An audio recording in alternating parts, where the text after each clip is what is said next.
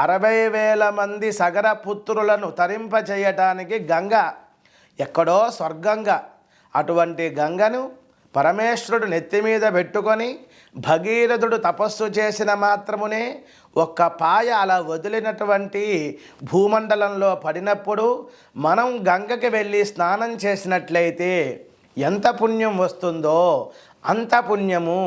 కార్తీక మాసం నెల రోజులు మన ఇంటిలో ఉన్నటువంటి వాపీకూప తటాకములు అనగా బావి కానీ చెరువు కానీ, చివరికి చెప్పారండి, ఒక గోవు తన యొక్క పాదము భూమి మీద పెట్టినప్పుడు ఎంతవరకు అయితే నీళ్లు ఉంటాయో ఆ నీళ్లలో కూడా గంగ ఉంది అన్నారు.